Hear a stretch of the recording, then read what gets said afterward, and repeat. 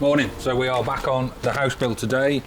It's just starting to spit with rain, so I've opted to do a little bit of work with you guys inside, going through where we're up to, and I've left Wayne to it outside. Okay, so all the underfloor heating pipes are now in. I'll go through the manifold and stuff with you in a minute because Wayne's just gone through that with me, so while it's fresh in my head, I'll tell you what does what. And Wayne has also got all the joist hangers in. So no joists in yet or ceiling timbers, but basically all the hangers are in ready because we wanted that in before we put the screed on the top in case there was any problems and we couldn't get anything in. So we'll have a look at that in a minute, but first off, we'll go straight to the underfloor heating. So, like I said before in the last video when we discussed this, we've got these pipes coming in here. So that is for the hot water around the house in terms of your bathrooms and your sinks and all the rest of it. This is the underfloor heating stuff, pipes that come in. So basically what happens now, they come in, there's a transition then, obviously going to copper, which then runs a pump down here, which runs these two manifolds. And then these two pipes are going upstairs and they go to another pump with another manifold to run the upstairs underfloor heating. So there'll be a pump put on here and connected all into this, and then we've got the flow, which is the red on the top, and then we've got the return. So basically we're putting the heat or the hot water then into this top here, which then is flowing through each one of these pipes all through and underground, and that each pipe loops then back to the same one on the bottom here. So these blue caps, these come off and there is an actuator that goes on. So then each room has got its own thermostat, and when that room calls that it's of a temperature that it requires heat, that then kicks in, flicks the actuator, it opens everything up. I think Wayne said it works like a thermostat in a car, so as the heat gets to it, it gradually, the wax melts and opens slowly and lets the flow through more. So you can actually, if you could see the little plunger inside, you would see it rising ever so slowly as the wax melts. And each one is individual as well, so each room effectively is a zone, and that zone, you know, you might have the kitchen that is not on because it's already a warm room if you're cooking, but then for argument's sake, the living room, no one's been in there all day and the curtains have been shut and it's cold, the living room may be on. So that's what will go on here. And then there's a few little bits, like I say, the actuator goes on here, which is connected to the thermostat of each room. And then at the top here, you've got your flow gauge.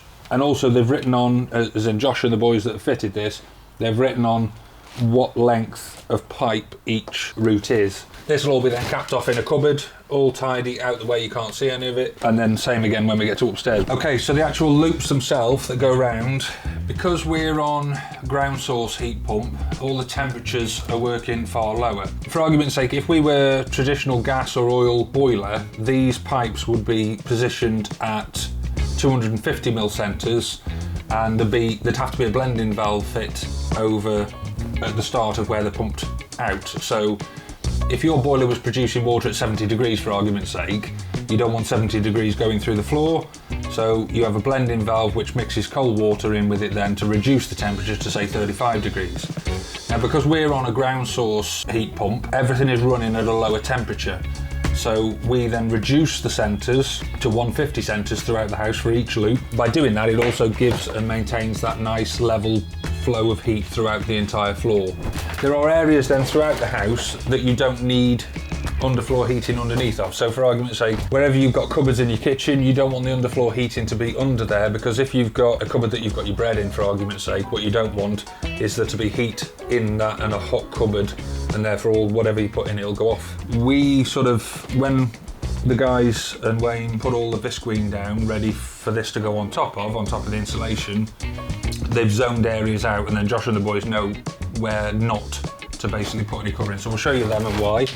Areas that we've zoned out basically are, we've got the kitchen cupboards going all the way around in a U shape there like that, and we've got an island going in the middle. So we've got cooker going there, we've got sink going there, and we've got a fridge going over on this side. So again, you wouldn't want the underfloor heating the underside of your fridge. And then also we've left the island free as well. Same again, like the underside of where the stairs meet the floor, you don't need to heat that, so keep the heat to areas that are going to be beneficial to heat in the room. The other reason you'd zone areas out is like if you take the bathroom or the downstairs loo or anything like that, you would probably want the opportunity to be able to fix your toilet or something like that to the floor. So you don't want to fix anything into that screed where there's likely to be a pipe underneath. All we need to do now is, well, me and Wayne have had a discussion. We think Papa G should be the one to come and hoover this out because it's been so dry and all the sand and everything that was outside is basically all blown in, plus all the muck off people's boots. So basically this just needs hoovering through now and it's ready for the screed to come in, which we've got coming in with a pump in a couple of days' time. So the build-up basically was very similar to what we did in the garage, because if I'm in the garage I want it 1 feet. But we've basically got a floor slab that is poured. We then put visqueen on the top. We've then got 150mm of insulation. We've then got this layer of visqueen again, which is fully lapped over, taped and completely sealed, and then the pipework goes on the top. The other thing as well, a couple of ways you can do it, but around the perimeter you need an expansion. So you can use like the 10mm foam that we used when we did the brickwork as the brick expansion joint. Wayne doesn't like using that because can't get the corners neat and tidy. We've used a 25mm four back insulation kingspan board, and then you can bring them into the corner. They finish nicely and square in the corner. Once the floor is screeded and before we come to plaster, you just cut the top of that off and then everything will be plastered. So getting quite excited now, because as soon as we get these floors screeded, as daft as it sounds, even putting the insulation and the visqueen down has made it feel more like a house, because you're starting to get the feeling of everything coming to the right size rather than looking really tall. But can't wait to get that down, because as soon as that gets laid, I think Wayne said there was about 50 days of drying time on it. It's a mil a day or something.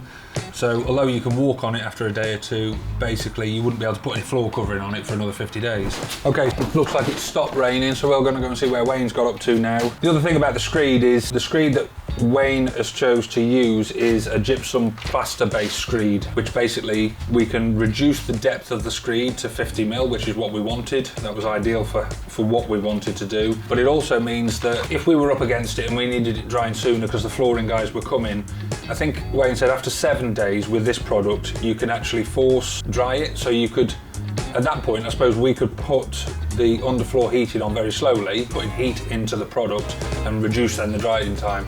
I don't think we'll need to do that because we've still got no windows yet, because although Wayne, as in Window Wayne, has done all the specs for us and we're ready to go, I've been at a show all week again, so I've not had a chance to confirm anything or pay him any money. So I need to get that done first thing tomorrow morning and then get the windows on. But the windows, I think Wayne said, will be about 4 weeks anyway, so let's go see what he's doing. I think he's going to be a bit grumpy with me because 1, I was supposed to have been helping him when it was a little bit of rain before, and 2, when he's pouring the screed tomorrow and the footings, I've abandoned him to go cow shopping, so I think he's going to be a bit bloody... Are you going to get on that digger anytime today? I'm coming now, I'm coming! He's demoted me as well to the big digger. So if you like what you've seen, hit subscribe, ring the bell, and we will catch you guys next time, and we will leave you with a house build floor screed montage.